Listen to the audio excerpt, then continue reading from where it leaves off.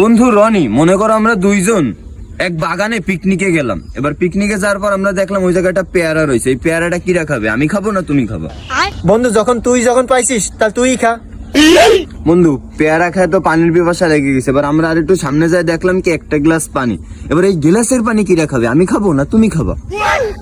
বন্ধু পেয়ারাটা যখন তুই খাইছিস তাহলে তুই এই পানিটাও তুই খা। তাইলে বন্ধু মনে কর আমরা আরেকটু সামনে গেলাম, যাই দেখলাম একটা মুসি। এবার যেই সেই মুসি না, এবার মানুষের গোয়া সেলাই করে। এই মুসি তাইলে এবার কার গোয়া সেলাই করবে, আমার না তোর?